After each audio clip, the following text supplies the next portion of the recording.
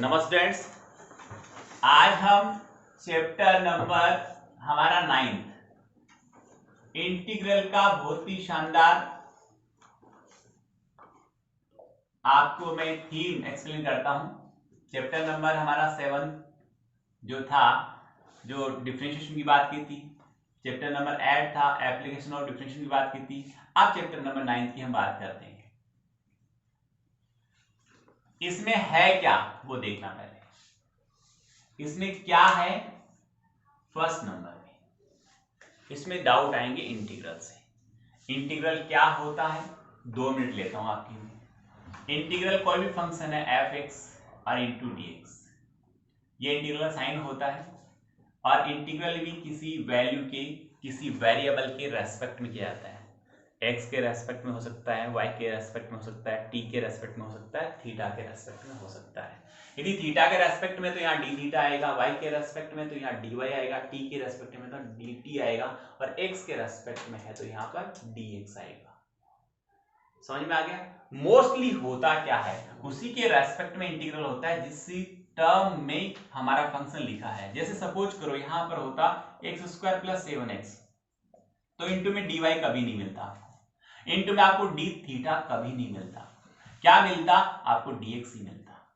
समझ में आ गई बात। यानी जिस वेरिएबल में आपको फंक्शन डिफाइन है, उसी वेरिएबल के रेस्पेक्ट में आपको उसका इंटीग्रल या डिफरेंशिएशन करना है। डिफरेंशिएशन कई बार जिस वेरिएबल में डिफाइन है फंक्शन, उसके अगेंस्ट में भी दूसरे वेरिएबल के रेस्पेक्ट में किया जा सकता है, होता है, पूछता है या प्रूव करने के लिए कहता है, तो हम कर सकते हैं। बट इंटीग्रल में डेफिनेट 101% जिस वेरिएबल में आपका फंक्शन डिफाइन है, उसी के रेस्पेक्ट में ही आपको इंटीग्रल करना पड़ेगा। सर आप डिफरेंशिएशन में कहते हो कि ऐसा पॉसिबल है, एंटी वेरिएबल पॉसिबल है, वो कैसे है? जैसे मैंने आपको कहा कि ऐसा नहीं होता है कई बार y इज इक्वल आपने लिख रखा sin x, ठीक है। यहां पर वेरिएबल तो y है, और किसके रेस्पेक्ट करोगे आप, x के रेस्पेक्ट में करोगे, तो dy बाई dx हुआ कि नहीं हुआ, और इक्वल साइन थीटा। ये तो बहुत सिंपल सा एग्जांपल था। कई बार हमारे पास ये भी आता है dy by dx equal sine theta आता है, यहाँ x है, तो आप इसका थीटा के रेस्पेक्ट में कर सकते हो, x के रेस्पेक्ट में कर सकते हो। x के रेस्पेक्ट में ये डाउट आया हुआ है, अपनी बुक में है और मैंने करवाया, इसलिए आपको बता रहा हूं मैं। इसका डबल डेरिवेटिव लेते तो D square Y by D X square आता कि नहीं आता।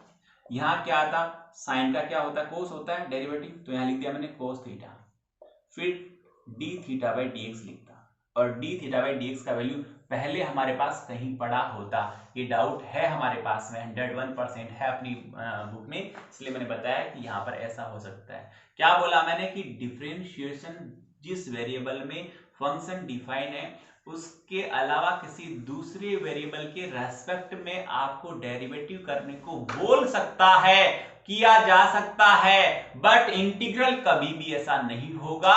जिस वेरिएबल में फंक्शन डिफाइन है, इंटीग्रल उसी के रेस्पेक्ट में होता है।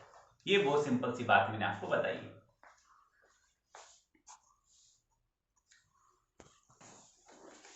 अब देखिए आगे, ये तो मैंने बता दिया कि डिफरेंशिएशन किसके रेस्पेक्ट में होगा और इंटीग्रल किसके रेस्पेक्ट में होगा। अब आगे चलता हूं मैं और आपको बताता हूं कि हम जो एंटी इंटीग्रल है उसको एंटी डिफरेंशिएशन बोलते हैं।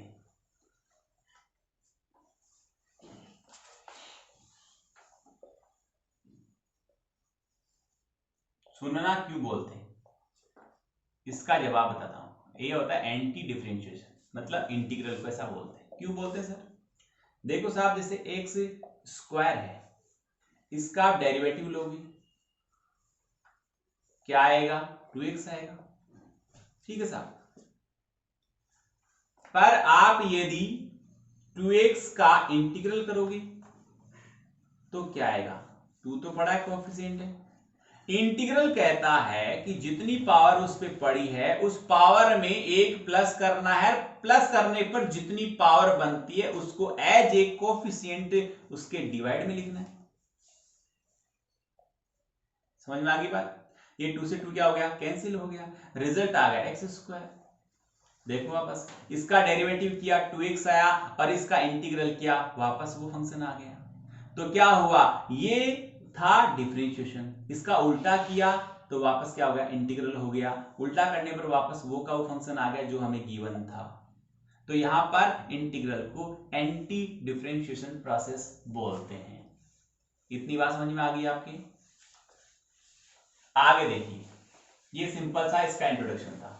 अब मैं थोड़ा आगे बढ़ता हूं और आगे ये आपको बताना चाहता हूं कि साहब किस तरह के डाउट आते हैं और उस डाउट को हम कैसे सोल्व करें, हम कैसे पता लगाएंगे इसमें क्या होना है, कैसे होना है। तो फर्स्ट ऑब्जर्वेशन सुनिए, सिंपल डाउट आएंगे।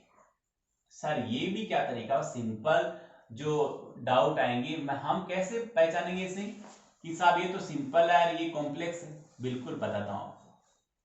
सिंपल डाउट जैसे आपको लिख दिया इंटीग्रल डैश, इसमें यहां पर लिख दिया सेक एक्स और plus sine x plus 3x square, कुछ भी लिख दिया अगले में। ये एक सिंपल डाउट है। सिंपल डाउट को कैसे करें, इसके जितने सेपरेशन हो सकते हैं, जितने इसके पार्ट हो सकते हैं, उन पार्ट को सेपरेट करने की आप कोशिश करेंगे। तो यहां पर ये सेक एक्स अपने आप में सेपरेट हो जाएगा, तो इसको लिख दूंगा मैं sec X into D X plus second term हो गया साइन एक्स और इंटू डी एक्स, और फिर ये हो गया 3 को बाहर रख दूंगा और x square into D x, separate हो गई। क्योंकि इंटीग्रल में जितने ज्यादा आप सेपरेशंस करोगे उतना ही ज्यादा और इजी और कम टाइम में और अच्छी तरह से एक्यूरेसी के साथ डाउट सोल्व हो पाएगा। सेपरेशन जितना अच्छा होगा एक्यूरेसी उतनी बढ़ जाएगी। तो यहां पर देखिए सेक का होता है, फॉर्मूला याद रखना पड़ेगा, उसका तो मेरे पास भी कोई इलाज नहीं। Sec X plus ten X formula होता है साहब, नहीं याद हो तो लिख लेना, जहन में बिठा लेना। पढ़ने का तरीका देखो, जो पढ़ा रहा होता है कोई भी टीचर किसी भी सब्जेक्ट का, और कोई ऐसी चीज जो आपके लिए नहीं आई है या आपको ध्यान में नहीं है, तो जब तक वो आगे वाली चीज लिखता है टीचर, उस पॉइंट को, उस टॉपिक को, उस फॉर्मूले को, उस वैल्यू को मन ही मन 5 से 10 बार बोल दो, याद हो जाएगी। फिर प्लस साइन, साइन का होता है माइनस कोस, साइन का इंटीग्रल होता है माइनस कोस एक्स, ओके। और फिर प्लस 3 ऑलरेडी पढ़ा था, एक्स का होता है एक्स स्क्वायर है, मैंने अभी कहा जितनी पावर है उसमें एक प्लस कर दो, और प्लस करने पर जितनी वैल्यू बनती है उसको एज ए कोएफिशिएंट उसके डाउन में लिख दो, और प्लस सी तो आना ही है क्योंकि सी एक कांस्टेंट वैल्यू होती है। अब ये सी कहां से आया, किसी को डाउट है, किसी को नहीं पता है, तो मैं 1 मिनट लेकर आपको बता सकता हूं। मेरे पास एक फंक्शन है F x is equal x square plus 7 था, इसका डेरिवेटिव लिया मैंने, तो यहां पर किसी भी फंक्शन का डेरिवेटिव है तो उसके ऊपर डेस लगा सकते हो, और आपको पता है डेरिवेटिव करते हैं, डिफरेंशिएशन करते हैं तो पावर पहले आ जाती है, जितनी पावर उसमें से एक कम हो जाती है, और कांस्टेंट का जो डेरिवेटिव होता है वो क्या होता है, 0 होता है। तो रिजल्ट 2x प्लस 0 आया, यानी ओनली 2x आया। अब यहाँ 7 था, यहाँ 17 होता तो भी 0 आता, यहाँ 170 होता तो भी 0 होता, यहाँ 1700 होता तो भी 0 आता, यहाँ 1,70,000 होता तो भी आता, 17,000 होता तो भी 0 आता।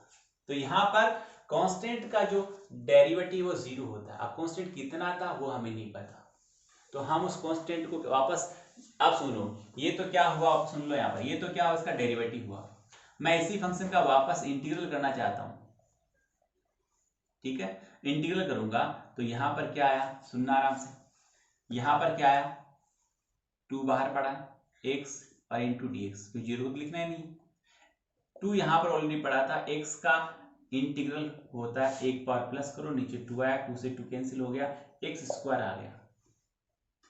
पर मैंने अभी कहा कि इंटीग्रल है वो एंटी डिफरेंशिएशन प्रोसेस है, यानी किसी फंक्शन का डेरिवेटिव करने पर कुछ प्राप्त हुआ तो उसका वापस इंटीग्रल करने पर वो फंक्शन प्राप्त होना चाहिए।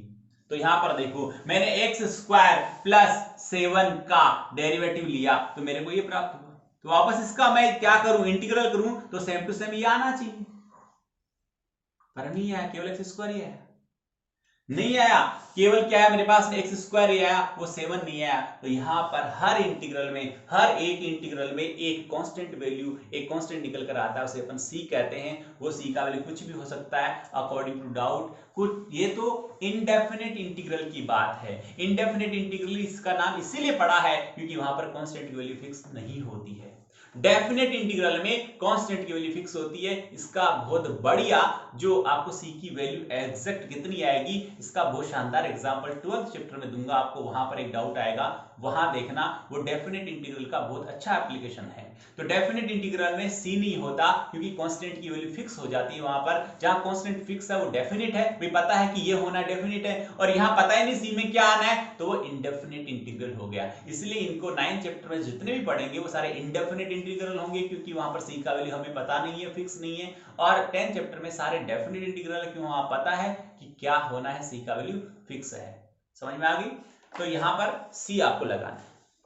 मैं हर बात को वापस से 100% पोटेंशियल के साथ आपको दे रहा हूं, इसको ऑब्जर्व करना है और फिर आगे बढ़ रहा हूं। ओके, ये हो गया सिंपल, इसको अब लिख देंगे आगे। ये सिंपल डाउट का क्या हो गया, सिंपल प्रॉब्लम का इंटीग्रल इस तरह से होता है। ये तो सिंपल प्रॉब्लम है।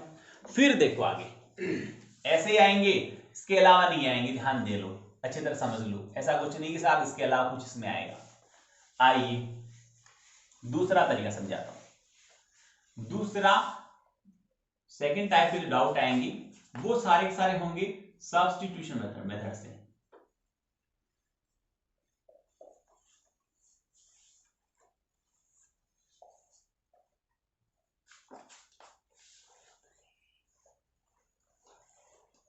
सर ये मेथड कौन सा होता है?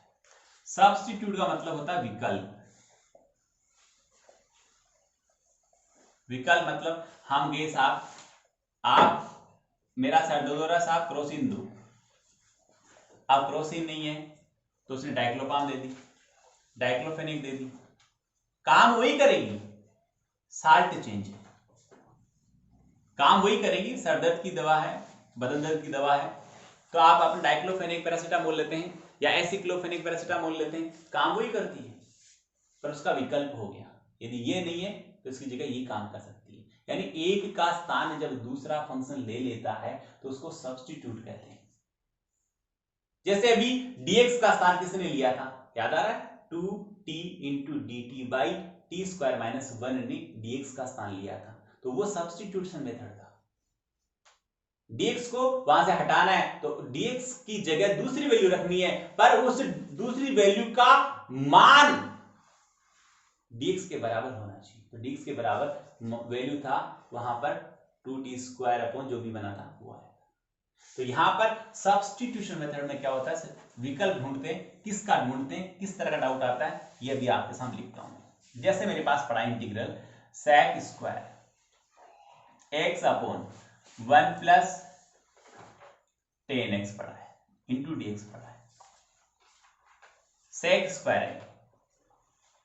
तो यहां पर क्या इसका इंटीग्रल करूंगा तो एक साथ देखो। अब सर आपको क्या पता है सब्स्टिट्यूशन मेथड लगेगा, वापस सुन ले, याद रख लेना। जब किसी भी फंक्शन के अंदर, किसी भी डाउट के अंदर एक पार्ट ऐसा हो कि वो दूसरे का डेरिवेटिव है तो वहां 101% सब्स्टिट्यूशन मेथड लगेगा। आपको पता है, अब ये तो देखो पता होना चाहिए, इंटीग्रल सीखने के लिए डिफरेंशिएशन आना चाहिए और हर फॉर्मूला याद होना चाहिए। उसके अलावा यदि फॉर्मूला याद नहीं तो न तो आपको डाउट आएगा ना आप उसको एक्सेप्ट कर पाओगे क्या हो रहा है। देख लीजिए यहां पर मुझे पता चल गया कि sec square is the derivative of 10, that means इस sec स्क्वायर को मुझे यदि सब्स्टिट्यूट करना है तो मैं 10 को t मान के उसका डेरिवेटिव पता करूंगा। तो यहां पर यदि किसी फंक्शन में एक पार्ट किसी दूसरे का डेरिवेटिव पड़ा है तो ये किसका डेरिवेटिव है, जिसका डेरिवेटिव है उसको t मानना है। समझ गए, जिसका डेरिवेटिव उसको t मानना है। यहां पर आप 1 प्लस 10 पूरे को t मानते तो और भी अच्छा, कोई दिक्कत नहीं थी, आपका काम इजी हो जाता। और भी, और यदि आप केवल 10 को मानते तो भी इजी, कोई दिक्कत नहीं, दोनों बता दूंगा। आप केवल 10 को मान के देख लो एक बार क्या आएगा, फटाफट देखो। यहां पर यह आएगा sec स्क्वायर x, और यहां तो x के रेस्पेक्ट में हो रहा है इसलिए इंटू में 1 आएगा, इधर t के रेस्पेक्ट में हो रहा है तो dt बाई dx आएगा। तो ये dx यहां इंटू में है, मैं इसका ट्रांसफर करूंगा तो इस sec स्क्वायर के साथ में चला जाएगा, that mean sec square x into dx लिखा जाएगा और यहां से dx हट जाएगा। तो यहां पर sec square x into dx क्या लिख दूंगा मैं, dt लिख दूंगा, नीचे 1 प्लस टी आ गया। 1 प्लस टी, ध्यान दीजिए 1 प्लस टी या 1 प्लस x एक ही बात है, कोई फर्क नहीं पड़ता। सिर्फ वेरिएबल चेंज है, कोई फर्क नहीं पड़ता। यहाँ y होता तो भी सेम ही फॉर्म होती, सेम ही फॉर्मूला अप्लाई होता। ये 1/x अकेला मान लो, ये तीनों का फॉर्म अलग अलग है, लिखने का तरीका अलग अलग है, बाकी सबका फॉर्मेट एक ही है और इन पे फॉर्मूला एक ही लगेगा, एक ही कॉन्सेप्ट काम करेगा। 1/x का जो इंटीग्रल होता है वो log मॉड्यूलस x होता है। अब यहां पर क्या हो गया साहब, 1 + t हो गया, कोई दिक्कत नहीं, log मॉड्यूलस 1 + t लिख देंगे। यहां पर साहब 1/1 + x हो गया, कोई दिक्कत नहीं साहब, log मॉड्यूलस 1 + x लिख देंगे। यहां पर x + y होता तो x + y लिख देते, क्या फर्क पड़ रहा, फॉर्म एक ही। 1/x का इंटीग्रल log x होता है।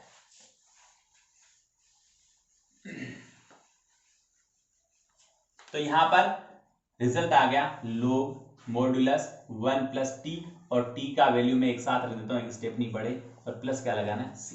ये t का वैल्यू रख दिया मैंने, यहाँ पर t किसको मानता हूं रख दिया।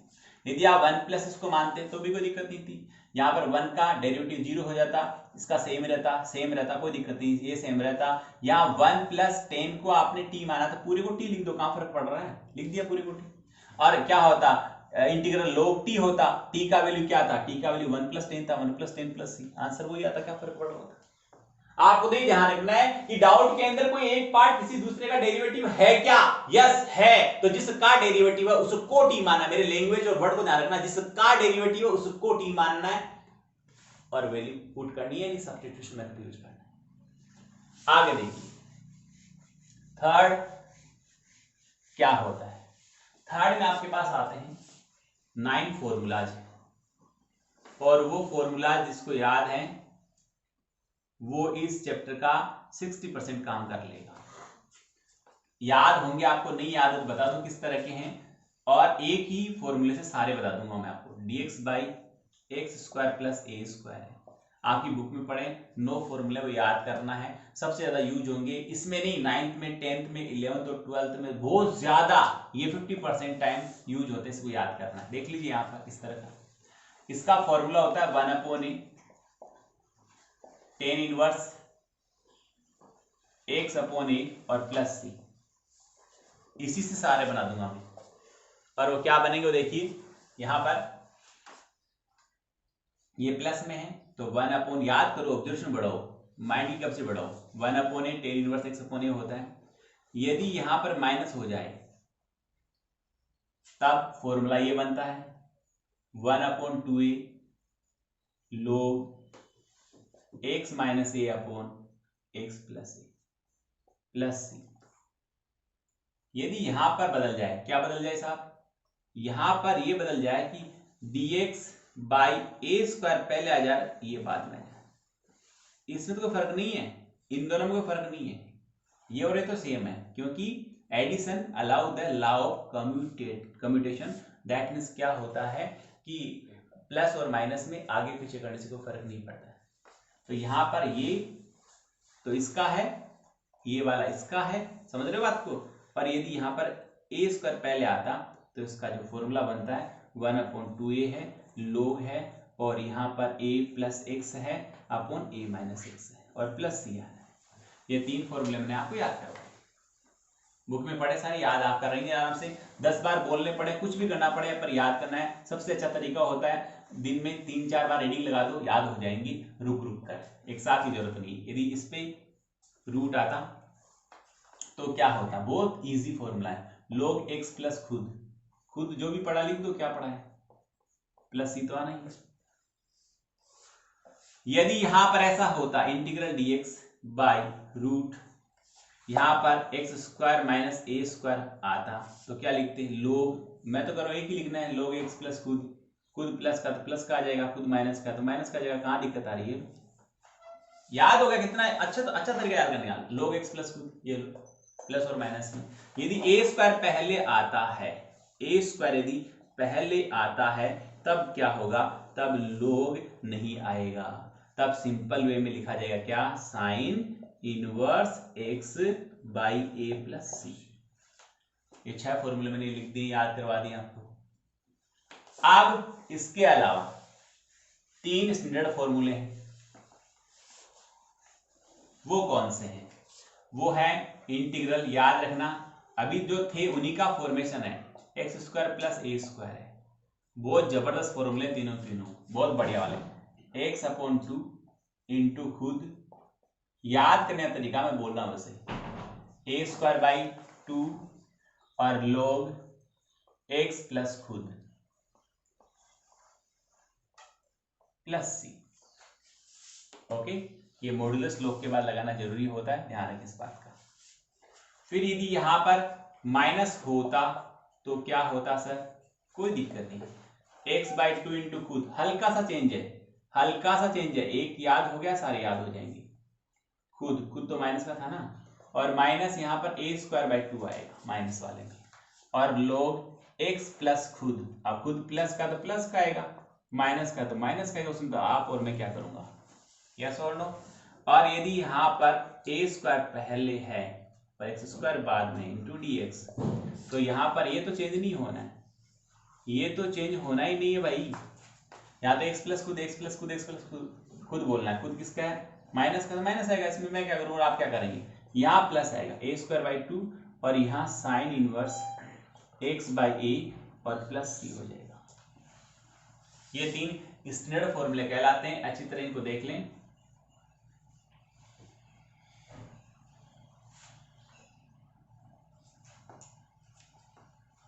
ठीक है ना, टोटल मैंने आपको 9 फॉर्मूले लिखे, एक बार आराम से ऑब्जर्वेशन कर लो। फॉर्मूला बेस्ड ये डाउट होते हैं, ठीक है। कुछ प्रॉपर्टीज होती है वो अलग से, वो भी आपको भी लिखूंगा मैं, ये तो आप देख लिया होगा, समझ लिया होगा। कुछ अलग से प्रॉपर्टीज होती है, हालांकि कुछ प्रॉपर्टी तो हटा दी अभी, अब की बार जो हमारे सिलेबस में नहीं है तो हम उनकी चर्चा नहीं करेंगे, पर यहाँ पर देखो क्या है। एक फॉर्मूला ऐसा भी है, जितने फॉर्मूले बेस्ड है वो सारे मैं फॉर्मूला में लिखूंगा। जैसे e की पावर x है, यहाँ पर एक फंक्शन है f(x) और यहाँ पर उसका डेरिवेटिव है f बेस x और इंटू dx। समझ लो आराम से, यहाँ कोई फंक्शन है, यहाँ उसका डेरिवेटिव है। एक एग्जांपल देकर समझाता हूँ आपको। e की पावर x पढ़ा है, ब्रेसेस पढ़ा है, यहाँ पर पढ़ा है 10x और यहाँ पढ़ा sec स्क्वायर x और इंटू dx। ये फंक्शन है और ये इसका डेरिवेटिव है, तो 10 का डेरिवेटिव क्या होता है? sec स्क्वायर होता है। तो फॉर्मूले से क्या बन गया? बाहर e की पावर x है, अंदर एक फंक्शन है प्लस उसका डेरिवेटिव है। तो इसको सोल्व कैसे करते हैं? सोल्व का तरीका होता है e की पावर x इंटू f(x) और प्लस c। क्या फॉर्मूला है? e की पावर x ब्रेसिस एक फंक्शन होगा प्लस उसका डेरिवेटिव होगा, तो उसका इंटीग्रल होगा e की power x into f(x) plus c होगा। तो यहाँ पर e की पावर x और फंक्शन क्या है? 10, तो e की पावर x और 10x और प्लस c इसका इंटीग्रल हो जाएगा। समझ में आ रही कहानी? इतनी आराम से ऑब्जर्व करें, ये फॉर्मूला बेस्ड बातें कर रहा हूं मैं आपको। फिर हम बात करते हैं कुछ प्रॉपर्टीज हैं जो हमारे काम में आएगी। तो जैसे हम साइन और कोस की बात करते हैं, 0 से पाई बाई 2 लिमिट में यदि log साइन x है और या फिर 0 से पाई बाई 2 लिमिट में log cos x है, ये सब लिखी हुई प्रॉपर्टी हमारे, ठीक है। तो यहां पर pi by 2 log 2, pi by 2 log 2 है ना। इसको लिखना तरीका जो होता है, ये सब फॉर्म है, अभी इसकी नहीं बता रहा हूं मैं, ये फॉर्म होती है कौन कौन सी, आप याद रखें इनको। यहाँ पर पाई log 1/2, ठीक है ना। और इसको ऐसा भी लिख सकते हैं माइनस पाई और log 2, यानी ये फॉर्म्स हमारे लिखी हुई पड़े हैं आराम से। जहां हमें समरी गिवन है पूरे चैप्टर की, वहां पर आराम से फॉर्म लिखे हुए, ये हमें देखनी है, याद करनी है, और ये अप्लाई होती है कुछ डाउट्स में। जैसे मैं आपको बता दूं कि इंटीग्रल log और 1 plus braces 1 plus cos x और 1 माइनस कोस एक्स, ये डाउट बोर्ड एग्जाम में कई बार आ चुका है, यानी कम से कम 3 से 4 बार आ चुका है। यहाँ प्लस का भी डाउट है, माइनस का भी, दोनों का सेम ही आंसर है, सेम ही प्रोसेस है। उन स्टेप्स में इनको अपन यूज कर सकते हैं यदि हमारे पास टाइम कम है तो। और इनका खुद का डाउट भी है, यहाँ पर 2x लिख के डाउट नंबर 14 हमारे बुक में पढ़ा है, ये डाउट नंबर 14 पढ़ा बुक में, इसको भी प्रूव करना है। तो इसको आराम से देख लें, इसको ऑब्जर्वेशन कर लें। प्रूव करना तो आपको आना चाहिए, पर डायरेक्टली इसकी प्रॉपर्टी हमें याद होनी चाहिए। इसके आगे बढ़ता हूं, फोर्थ स्टेज है आइलेट। फिर आई मीन्स होता है inverse trigonometrical function,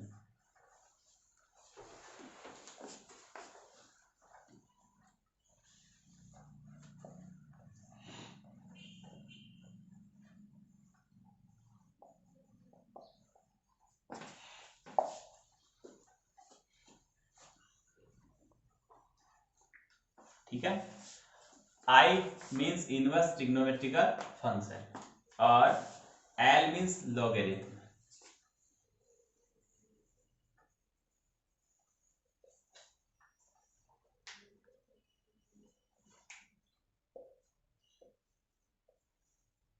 logarithmic function,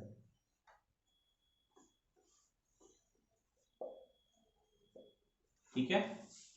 और ए मीन्स अलजेब्रिक फंक्शन,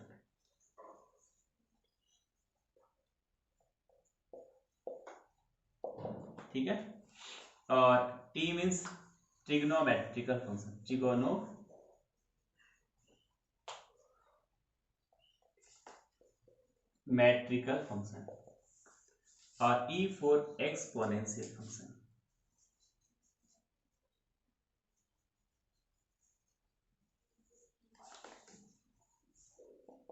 ठीक है। आइलेट कब लगता है?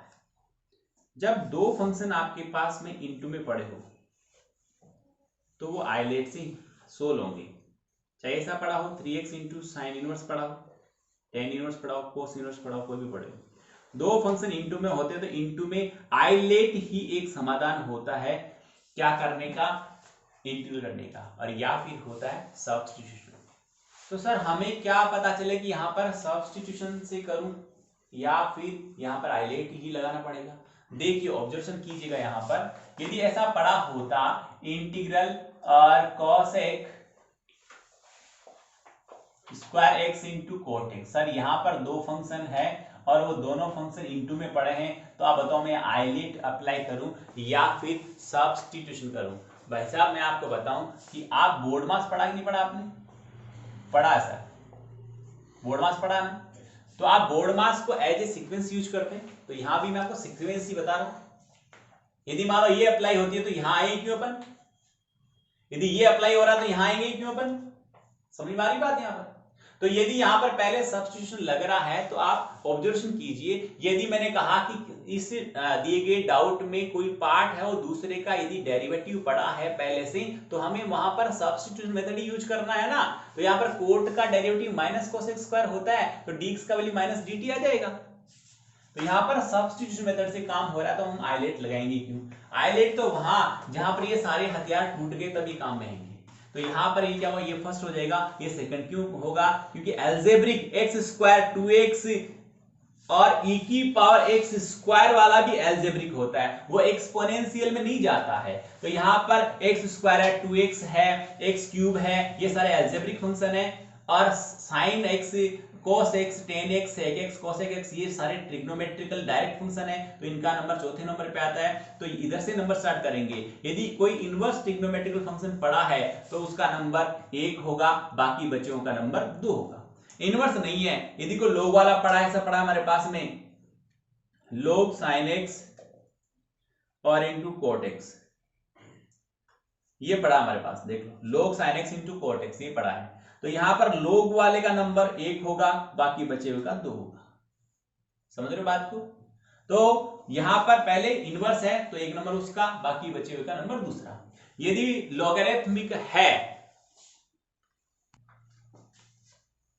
यदि लॉगरिथमिक है तो log वाले का फर्स्ट नंबर होगा और बाकी बचे का सेकंड होगा। यदि अलजेब्रिक है तो अलजेब्रिक का फर्स्ट होगा, बाकी बचे का नंबर सेकंड होगा। और यदि अलजेब्रिक नहीं है, तीनों नहीं है, ट्रिग्नोमेट्रिकल है, उसके अलावा एक्सपोनेंशियल है, तो यहां पर यदि सपोज करो e की पावर x होता और sin x होता तो ये फर्स्ट होता और e की पावर x वाला क्या होता, सेकंड होता।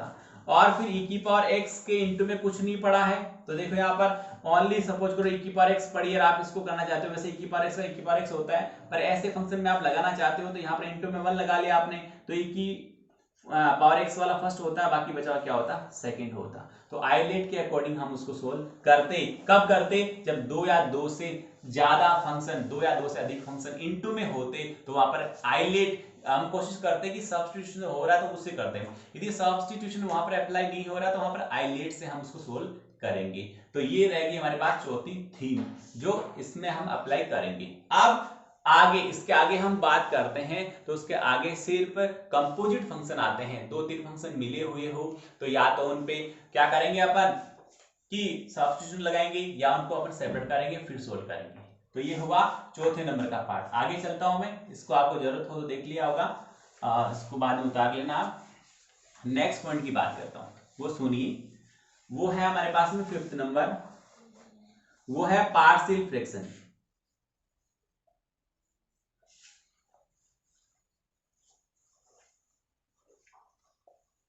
पार्शियल फ्रैक्शन क्या होता है?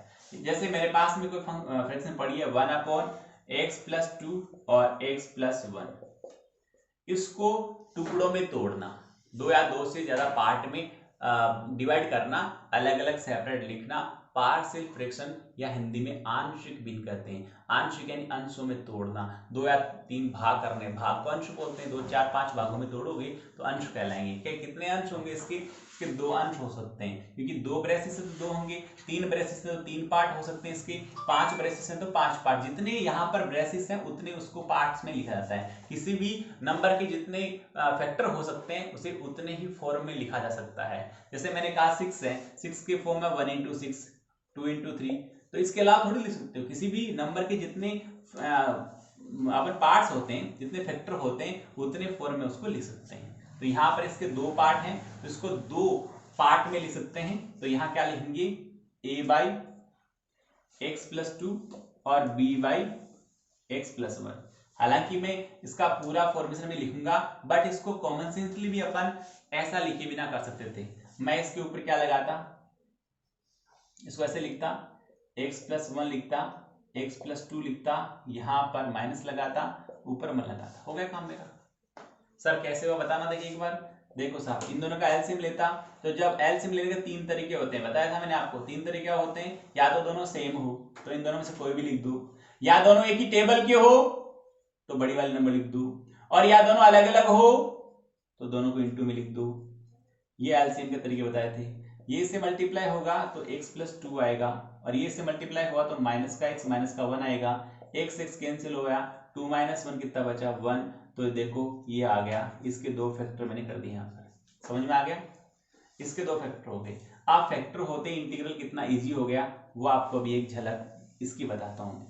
क्या होता, इसका हमें इंटीग्रल करना होता, अब इसका तो डायरेक्ट होता नहीं, इसको पार्शियल फ्रैक्शन ऐसे टुकड़े करने ही पड़ते, ही हमारी मजबूरी थी। अब इनका यदि आप इंटीग्रल करोगे तो बहुत इजी हो गया। अभी मैंने बताया कि ये 1/x की तरह बिहेव करेगा, और 1/x का क्या होता है? log x, और यहां पर भी log x। ये लो साहब, हो गया इंटीग्रल। किसी भी मिक्स फ्रैक्शन को पार्शियल फ्रैक्शन में यदि अपन कन्वर्ट कर लेते हैं तो उसका इंटीग्रल बहुत इजी हो जाता है। यानी नेक्स्ट जो पोर्शन है, नेक्स्ट तरीका है, फॉर्मूला है, स्टेप आउट क्या है? पार्शियल फ्रैक्शन की है। समझ में आ गया? इसके बाद कुछ फॉर्मूले हैं जो स्पेशली यूज होते हैं, 2-3, तो वो मैं आपको नेक्स्ट टाइम अपन इस पे चर्चा करेंगे। ये जो आज तक का है इसको अच्छी तरह देखना है, समझना है।